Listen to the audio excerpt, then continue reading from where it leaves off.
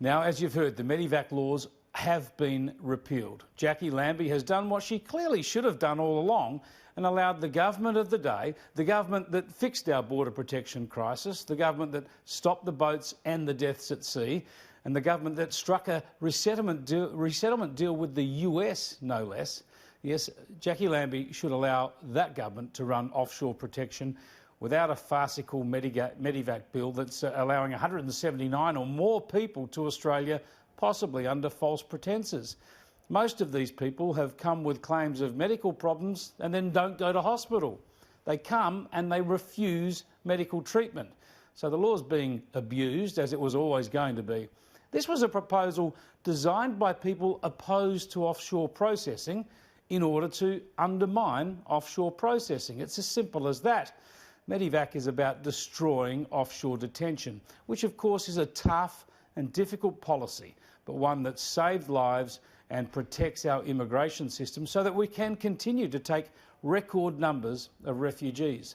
Labor's role in this has been disgraceful. Labor, of course, created the asylum seeker crisis that led to 50,000 people going through detention and many thousands going into offshore detention, not to mention, of course, those 1,200 tragic deaths.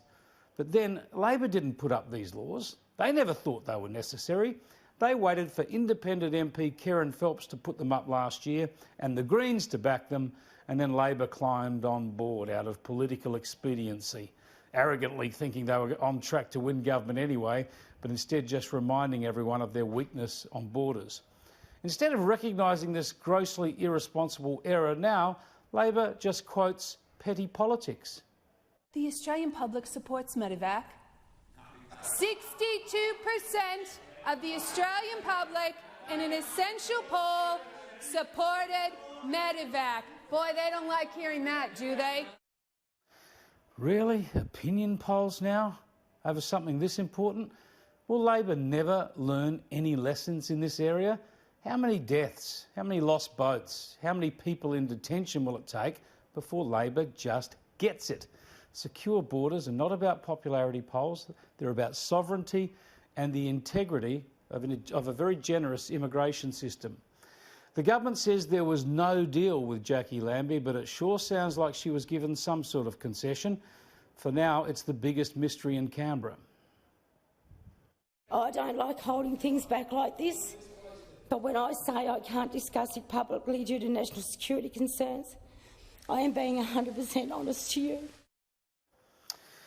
There can be national security secrets, of course, in this area, but we ought to know what went on here and we ought to know whether there was a deal or not. The government says there wasn't one. That mystery is going to dominate the day in Canberra. The Greens have been out there and they've been true to form. Let's be clear about this.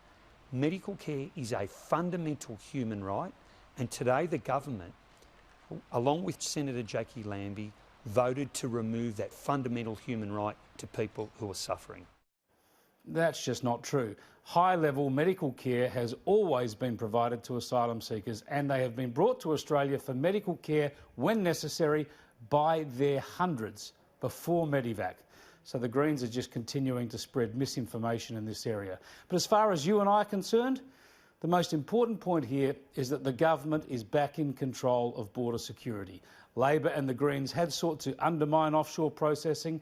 They had handed over border security in a way to interference from activist doctors. Now the government is back in charge, as it should be, and it must be held accountable for how people are treated and for the successes or failures of its policies.